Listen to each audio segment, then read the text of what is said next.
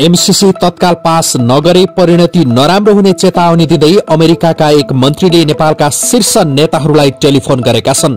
अमेरिकाका ती मन्त्रीले नेपालका प्रमुख दलका शीर्ष नेताहरूलाई टेलिफोन गर्दै एमसीसी बारे तत्काल निर्णय लिन आग्रह गरेका हुन्। उनले तत्काल एमसीसी बारे निर्णय नलिए र एमसीसी अमेरिकाले फिर्ता लानुपर्ने अवस्था आएमा अमेरिकी अनुदान सहयोग चीनले हस्तक्षेप गरेर स्थगित गराएको अर्थमा बुझ्ने चेतावनी दिएका छन्।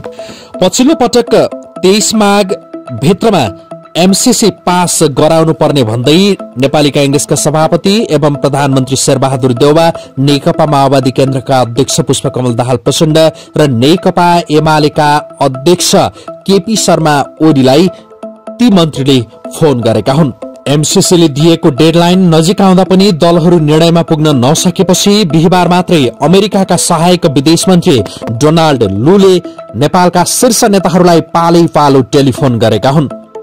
लूले प्रधानमन्त्री शेरबहादुर देउवा, माओवादी केन्द्रका अध्यक्ष पुष्पकमल दाहाल प्रचण्ड र नेकपा एमालेका अध्यक्ष केपी शर्मा ओलीसँग लामो समय फोन गरेको स्रोतले जनाएको छ। सहायक विदेश मन्त्री लू र प्रचण्डबीच फोन वार्ता भएको माओवादी उच्च स्रोतले पुष्टि गरेको छ भने बालुवाटार स्रोत र बालकोट स्रोतले पनि लूले टेलिफोन गरेको पुष्टि गरेको छ। स्रोतका अनुसार संवादका क्रममा लूले एमसीसी सम्झौतामा संशोधन हुन नसक्ने प्रष्ट जवाफ प्रचण्डलाई दिएका छन्। उनले भनेका छन्, अब तपाईहरूले निर्णय गर्नुपर्छ। नेताहरूका अनुसार एमसीसी सम्झौता संसदबाट अनुमोदनका लागि दबाव दिने क्रममा अमेरिकी अधिकारीहरूले यसअघि चिनिया हस्तक्षेप भनेर बुझ्नेदेखि नाकाबन्दी लगाउने सम्मको धम्की दिएका थिए। यसपटक सहायक मन्त्री लूले पनि धम्कीपूर्ण भाषा प्रयोग गरेका छन्। नाकाबन्दी लगाउने सम्मको संकेत उनले गरेको बुझिएको छ। उनले एमसीसी फिर्ता भए अमेरिकी अनुदान सहयोग चीनले हस्तक्षेप गरेर स्थगित गराएको अर्थमा बुझ्ने चेतावनी दिएका छन्। सहायक मन्त्री लूसँगको फोन संवादका क्रममा नेपाली कांग्रेसका सभापति समेत रहेका प्रधानमन्त्री शेरबहादुर देउवाले भने एमसीसी सम्झौता संसदमा टेबल गर्न आफू आतुर रहेको बताएका छन् र सँगसँगै उनले तर कम्युनिष्टहरूले अघि बढ्न नदिएका कारण एमसीसी राजनीतिक मुद्दा बनेको स्पष्टीकरण दिएका छन्।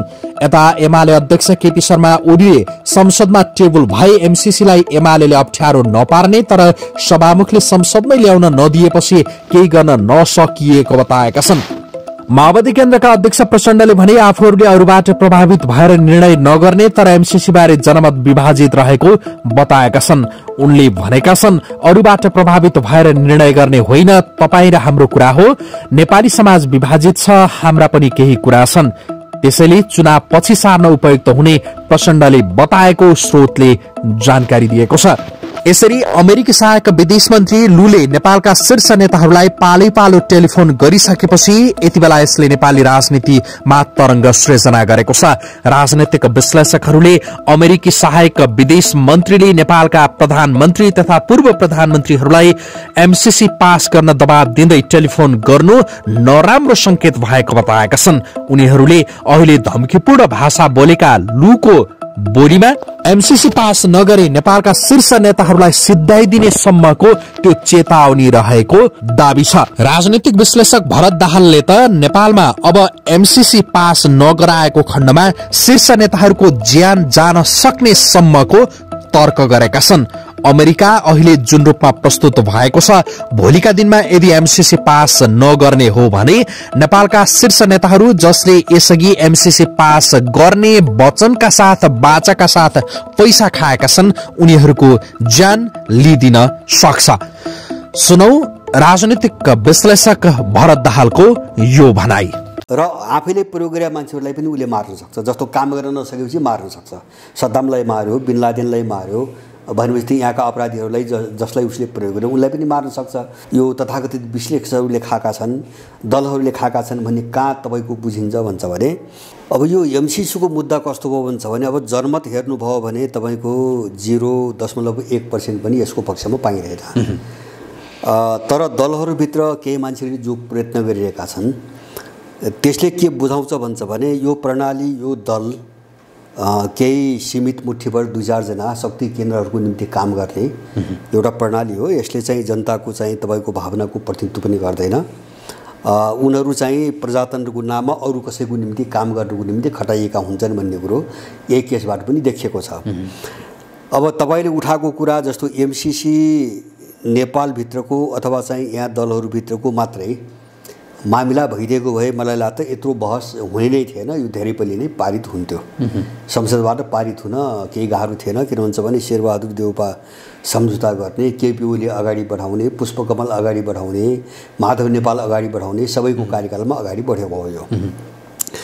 तर अब झनपछि झन् यसले उनीहरूभित्रै एउटा विभाजन ल्यायो हैन।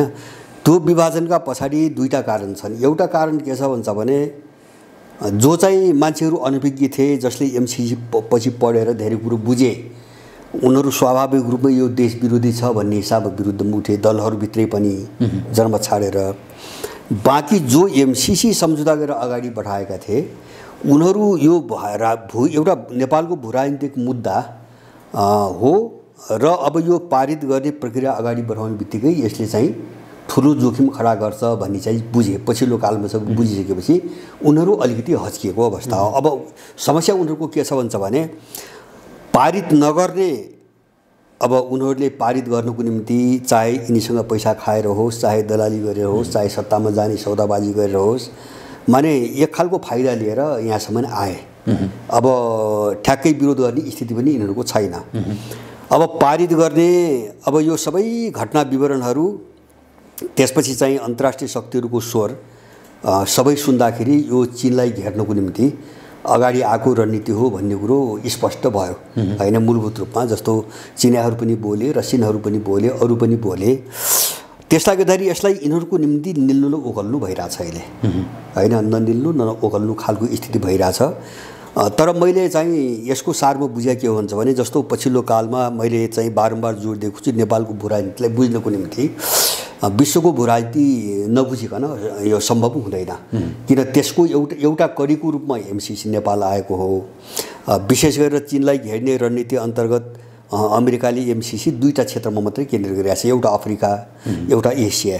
एसियाभित्र पनि तपाईँको दक्षिण चीन सागरसँग जोडिएका एक दुईटा मुलुक, त्यसपछि श्रीलङ्का र नेपाल हैन। अब चीनलाई ठ्याक्कै चाहिँ ब्लक गर्ने अथवा चाहिँ उसलाई चाहिँ एउटा आन्तरिक द्वन्द्वमा फसाउने रणनीतिबाट एमसीसी एसियामा आयो, अन्यत्र गएन। जस्तो चीनसँग सिधै चीनको चाहिँ राष्ट्रिय स्वार्थसँग नजोडिएका मुलुकहरूमा एमसीसी गएन। अब अफ्रिकाको कारण के हो भन्छ भने अफ्रिकामा अहिले जस्तो अफ्रिका कुल महादेशभरि वैदेशिक लगानी जो छ त्यसको 40% चिनिया हिस्सा मात्रै छ भन्ने चाहिँ तथ्याङ्कहरू बाहिर आएका छन्। र अब चीनलाई त्यहाँबाट कसरी चाहिँ विस्थापित गर्ने भनेर उसले चाहिँ अफ्रिकामा चाहिँ तपाईँको पठायो, विभिन्न खालका गिरोहहरू बनाउने, त्यसपछि चिनिया कम्पनीमाथि आक्रमण गराउने धेरै कामहरू अमेरिकाले गर्दै आएको छ। अब यसले चाहिँ एउटा सङ्कट नेपालमा खडा गर्यो। किन भन्छ भने यो पछिल्लो कालको विश्वको ध्रुवीकरण हेर्ने हो भने लगभग मैले देख्छु अब 2022 आजदेखि सुरु भयो, मलाई लाग्छ 2-3 महिनाभित्र एउटा विशाल एउटा अन्तर्राष्ट्रिय एउटा ब्लकको चाहिँ तपाईँको घोषणा हुन्छ। सायद त्यो तयारी भइरहेछ। त्यो भने चाहिँ कस्तो जस्तो चीन र रुसको वरिपरि चाहिँ जस्तो एउटा छुट्टै माने पश्चिमा जगतलाई चुनौती दिएर अब कानुनी रूपमा एउटा चुनौती दिएर एउटा चाहिँ तपाईँको गठबन्धनको चाहिँ निर्माण बाहिर ल्याउने सायद तयारी भइरहेको चाहिँ धेरै सङ्केतहरू आएका छन्। जस्तो चाहिँ सी र पुटिनको बिचमा चाहिँ यो 15 दिन अगाडि एउटा भर्चुअल संवाद बैठक भयो, त्यसले धेरै कुराहरू बाहिर ल्यायो। माने पश्चिमबाट समानान्तर एउटा अर्को चाहिँ दुनियाँ कसरी निर्माण गर्ने भनेर धेरै एजेन्डाहरू बाहिर आए। जस्तो आफ्नो स्वतन्त्र खालको चाहिँ फाइनेन्सियल सिस्टमहरू खडा गर्ने, वित्तीय प्रणाली आफ्नै खडा गर्ने, जस्तो विश्वको पावर सेन्टरको रूपमा काम गर्ने, अन्तर्राष्ट्रिय न्यायमा चाहिँ मुख्य निर्णायक भएर तपाईँको काम गर्नेदेखि लिएर अब अहिले युक्रेनको नाममा चाहिँ जो रुस र चाहिँ पश्चिमी देशको बिचमा जो चाहिँ एउटा चाहिँ चर्को चाहिँ तपाईँको अन्तर्विरोध पैदा भइरहेछ। अब यो सबै चिजलाई तपाईँको हेर्ने हो भने मलाई लाग्छ चीनमा जो शीतकालीन ओलम्पिक भनेका छन् त्यो वरिपरि एउटा कुनै घोषणा हुनसक्छ। मैले भन्न खोजेको एमसीसी त्यहाँ गएर फस्यो अब हैन। एमसीसी कहाँ गयो भने रसियनहरूले त 3 वर्ष अगाडि नै यो चीनलाई घेर्न आएको रणनीति हो भनेर चाहिँ दिल्लीमा आएर बोलेका थिए, विदेश मन्त्री बोलेका थिए। अब बिस्तारै बिस्तारै चिनियाहरूको विश्लेषकहरूका अब पत्रकार मिडियामा हेर्नुभयो भने यो चीन विरोधी एउटा रणनीतिको रूपमा आएको हो भनेर खुलेआम उनले भनिरहेछन्। त्यो यहाँका मान्छेलाई काफी सङ्केत हो। किन भन्छ भने यहाँका दलालहरूले हामीलाई हाम्रो देशलाई एउटा जो विश्वको भूराजनीतिक ध्रुवीकरण छ नि त्यसको चपेटामा फसाउन खोजेका हुन्। त्यस कारणले उनीहरू अहिले समस्यामा कहाँ परे भन्छ भने राइजिङ पावर एउटा छ अहिले हैन, जसो विश्वको यही ध्रुवीकरण हेर्दाखेरि उदयमान शक्ति एकातिर छ, एमसीसी जो पतनशील शक्ति छ उसको तर्फबाट आएको छ। त्यसकारणले अब यो जोखिम, भोलिको जोखिम कति मोल्ने कति नमोल्ने भन्ने चाहिँ समस्यामा यिनीहरू परेको हो। तैपनि काङ्ग्रेस लगायतका केही मान्छेहरू चाहिँ एमसीसीको पक्षमा अहिले पनि खुलेर आइरहेछन्। बाँकी जो चाहिँ यो वामपन्थी नकाब भिरेका मान्छेहरू छन् नि यिनीहरू अहिले दुविधाग्रस्त छन्। यसको सिधै विरोध गर्न पनि सकिरहेको छैनन्, यसको खुलेर समर्थन पनि गर्न सकिरहेको छैनन्। त्यसकारणले यो यस्तै खालको चेपोमा परेर यो चाहिँ यहाँबाट जान्छ भन्ने लाग्छ मलाई। एमसीसी नेपालमा सफल हुने सम्भावना मैले चाहिँ देख्दिनँ। एमसीसी पास गर्नका लागि जुन खालको कसरत गरिरहेछन् संसदमा रहेका दल र तिनका नेताहरूले, यो अगाडि बढ्न सक्ने सम्भावना छैन। जस्तो पछिल्लो कालमा तपाईँले भनेको जस्तो अब अमेरिकनहरूले मिडियामा अब व्यापक रूपमा चाहिँ तपाईँको मिडिया केही मान्छेहरू प्रयोग गरेका छन्। जस्तो यो चाहिँ तपाईँको केही चाहिँ विश्लेषक नामका केही मान्छेहरू, केही चाहिँ जस्तो केही मिडियाहरू एमसीसी राम्रो छ भन्ने अब चीनका विरुद्धमा कथाहरू त्यहाँ चाहिँ लेख्ने, जस्तो चिनिया पासोका कथाहरू लेख्ने एउटा चाहिँ श्रृङ्खला चलिरहेछ। अब त्यो कोसिस त उनीहरूले पहिले पनि गरेको हो, जस्तो दलहरूभित्र पनि गरिरहेछन्। अब के अरे चाहिँ एमालेभित्र त्यो कसरत भएको छ, अब माओवादीभित्र भएको छ, काङ्ग्रेसभित्र भएको छ। तर मैले बुझ्ने के हो भन्छ भने, जस्तो अहिले मैले अनुमान गर्न सक्ने के हो भन्छ भने, जस्तो म तपाईँको पछिल्लो विश्वको एउटा परिघटना म सुनाउँछु। मैले भने नि 15 दिन अगाडि सी र चाहिँ पुटिनको बिचमा जो वार्ता भयो त्यसको 2 दिनपछि रसियाले यो युक्रेनको नाममा चाहिँ रुसको घेराबन्दी गर्ने जो चाहिँ रणनीति पश्चिमाले अगाडि बढिरहेका छन् त्यसको विरुद्धमा त्यसलाई रोक्नुको निम्ति उसले नेटो र अमेरिकासँग एउटा सुरक्षा सम्झौताको प्रस्ताव पठाएको छ रुसले। अब त्यसको 2 दिनपछि उनले त्यसलाई अस्वीकार गरेर एउटा बोले हैन, अमेरिकन पनि बोले, नेटोको अध्यक्ष पनि बोले। अनि त्यसपछि पुटिनले उनीहरूलाई सिधै धम्की दिए, यो रेस्पोन्स भएन भने हाम्रो चाहिँ मिलिटरी कारबाही प्रत्यक्ष अनुभव हुने गरी हामी चाहिँ अगाडि बढाउँछौँ भनेर धम्की दिइसकेपछि अहिले उनीहरू वार्ता गरिरहेछन् भनेपछि माने रुसको चुनौतीलाई नै उनीहरूलाई ठेक्न नसक्ने अवस्था छ अहिले हैन। जस्तो अस्वीकार गरेको चिजमा त जस्तो हिजो मात्रै वार्ता भयो, अस्ति मात्रै बाइडेन र चाहिँ पुटिनको अस्ति मात्रै वार्ता भयो हैन। अब त्यसपछि युरोपियनहरूसँग नेटोसँग वार्ता भइरहेछ। अब एकातिर रुससँगै यस्तो परिस्थिति छ, एक्लो रुससँगै यत्रो चुनौती लागेको छ। अर्कोतिर सिङ्गो चीनको समस्या एकातिर छ, जस्तो दक्षिण चीन सागर भने, हङकङ भने, ताइवान भने हैन, कहीँ पनि सफल भइरहेको छैनन्।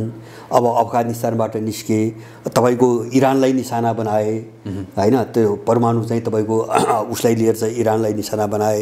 त सबैतिर यिनको जो असफलता हैन, एक त पश्चिमा ब्लकभित्रै चाहिँ बढ्दो अन्तर्विरोध हैन, जस्तो युरोपियन र अमेरिकनहरूका बिचमा बढ्दो अन्तर्विरोध र त्यसपछि चाहिँ दुईटा ठुल्ठुला शक्तिहरूको यो चुनौती पनि चाहिँ तपाईँको धम्की मात्रै होइन कि यथार्थमै चुनौती।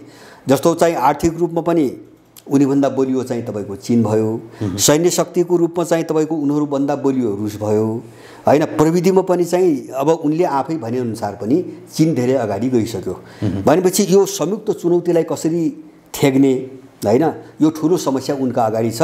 किन पश्चिमी शक्तिहरूको बिचमा एकजुटता छैन विभिन्न इस्युमा, विशेष गरेर अफगानिस्तानको घटनापछि युरोपियन र अमेरिकनहरूका बिचमा ठुलो फाटो आएको छ, अविश्वास पैदा भएको छ। त्यसकारणले यस्तो परिस्थितिमा निरन्तर उनीहरू जो ओह्रालो लाग्ने र एउटा रक्षात्मक बाटोतिर जो बढिरहेछन् नि, अब हामीले एमसीसीलाई हेर्ने त्यही सन्दर्भमा हो, किन त्यसैको एउटा भाग हो एमसीसी मैले भने।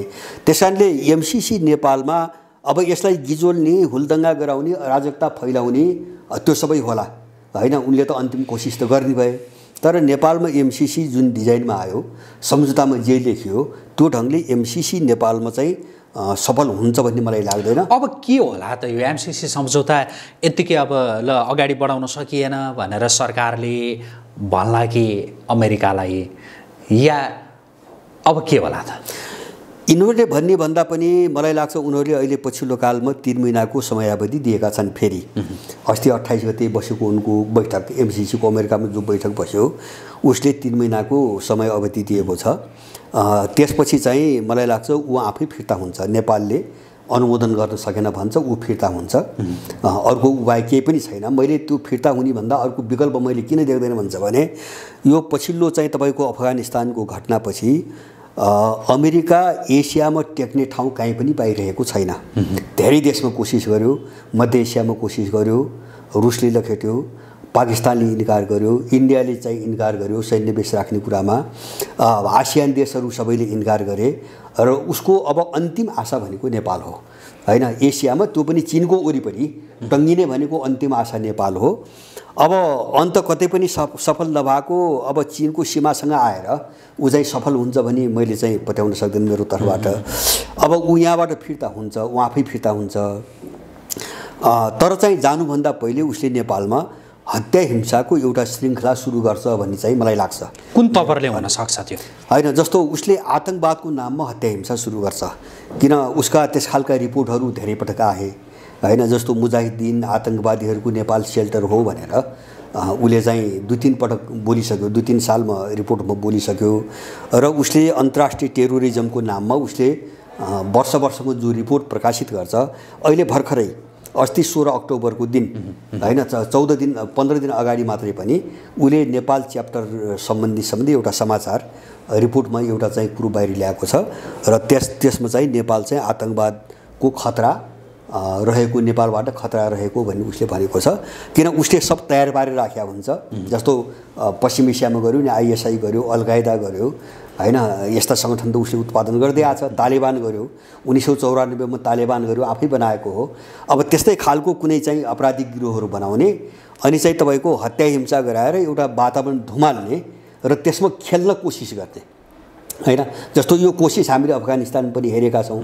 अफगानिस्तानमा पनि निस्कनुभन्दा अगाडि हामिद कारजाईसँग एउटा सहमति गरेर उसले अफगान नागरिकहरू जो तालिबान विरोधी थिए सबैको बिचमा चाहिँ तपाईँको सिभिलियनहरूलाई हात हतियार बाँड्ने भन्ने एउटा सहमति गर्यो। हतियार बाँड्न पनि लगायो, तर ऊ त्यहाँ सफल भएन। त्यस्तै खालले चाहिँ यहाँ आतङ्क फैलाउने, हतियारहरू वितरण गर्ने, एउटा गृहयुद्धको जस्तो अवस्था सिर्जना गर्ने, त्यो कोसिसबाट टेक्ने अन्तिम प्रयास उसको त्यो हो। मैले देखेको प्रयास त्यो हो। अब त्यो गर्छ नै भन्ने मलाई पनि लाग्छ, तर एमसीसी चाहिँ नेपालमा टेक्न सक्दैन। भनेपछि अब जुन यहाँले अघि भने अनुसार 3 महिनाको जो समय अमेरिकाले दिएको छ एमसीसी अनुमोदन गर्नका लागि भनेर नेपाललाई, त्यो 3 महिनाभित्रमा एमसीसी अनुमोदन हुने सम्भावना छैन र यो सम्भावना छैन भन्ने कुरा अमेरिकालाई पनि राम्रोसँग थाहा छ। त्यही भएर आतंकवादका नाममा, आतंकवाद त्यो नियन्त्रणका नाममा नेपालमा अमेरिकाले कुनै विध्वंस मचाउन सक्छ हैन। त्यो सम्भावना एकदम प्रबल छ र आफैले प्रयोग गरेका मान्छेहरूलाई पनि उसले मार्न सक्छ। जस्तो काम गर्न नसकेपछि मार्न सक्छ। सद्दामलाई मार्यो, बिन लादेनलाई मार्यो भनेपछि यहाँका अपराधीहरूलाई जसलाई उसले प्रयोग गर्यो उनलाई पनि मार्न सक्छ। तर त्यो सम्भावना मैले 3 महिनाभित्र, जस्तो अहिलेको संसदमा भएन भने अर्को संसद त 3 महिनाभन्दा त धेरै पछि सुरु हुन्छ। त्यसैले अहिले भएन भने त्यो हुँदैन, 3 महिनाभित्र हुँदैन। र अहिले हुँदैन भन्ने मलाई कहाँ लाग्छ भन्छ भने जुन कार्यदल अहिले सरकारले बनाएको छ, झलनाथकै नेतृत्वमा बनाएको छ। अब सिङ्गो त्यो पङ्क्ति त्यसको विरुद्धमा छ। झलनाथ आफै पनि अब त्यो के अरे संशोधनको सुझाव पेश गर्ने मान्छेमध्ये संयोजक उनी पहिलेकै संयोजक हुन्। अब माओवादीभित्र कस्तो छ भन्छ भने भित्र होला एकाध मान्छे तपाईँको प्रचण्ड र चाहिँ वर्षमानको त मैले त्यसमा विरोध जस्तो मैले देख्दिनँ, अहिले पनि मैले देख्दिनँ। उनले भन्न नसके मात्रै हो। तर सिङ्गो माओवादी पङ्क्ति विरुद्धमा छ, उनकै पार्टी नरहने स्थिति छ हैन। केही मान्छेहरू बोलिरहेछन् हैन, देश बेच्ने शर्तमा चाहिँ जे पनि हुनसक्छ, गठबन्धन पनि टुट्न सक्छ, पार्टी पनि सिद्धिन सक्छ, तर देशसँग सौदाबाजी गर्न सकिन्न भनेर अब लीलामणिहरू खुलेआम बोलिरहेछन्। त यो समस्या सबैतिर आउँछ र एमसीसी नै यिनी थुप्रै जो दल भन्छन् नि, यिनको विनाश र सम्पूर्ण पतनको एउटा निमित्त कारण एमसीसी नै बन्न सक्ने सम्भावना छ। त्यो एउटा चाहिँ जनमत त्यसको विरुद्धमा जाने, पार्टी पङ्क्ति एउटा त्यसको विरुद्धमा जाने कारणले, र दोस्रो चाहिँ तपाईँको यो जो वैश्विक ध्रुवीकरण छ नि, यो ध्रुवीकरणको चेपोमा पर्ने कारणले, यो दुवै कारणले गर्दाखेरि यिनीहरू सिद्धिने खतरा छ। त्यसकारणले त्यो जोखिम बोल्न यिनीहरूले सक्छन् भन्ने मलाई लाग्दैन। र झलनाथको जो कार्यदल बनाएको छ त्यो कार्यदलले एमसीसी पारित गर्ने कुनै त्यस्तो सुझाव पारित हुन सक्ने कुनै सुझाव दिन्छ भन्ने पनि मलाई लाग्दैन, किन झलनाथका अडान सबैले बुझेकै कुरा हो हिजोदेखि। र अमेरिकाले के भनेको छ भन्छ भने त्यसमा एउटा पनि संशोधन हामी मान्दैनौँ भनेर उसले भनिसकेको छ, उसले हुबहु पारित गर्ने भनेको छ।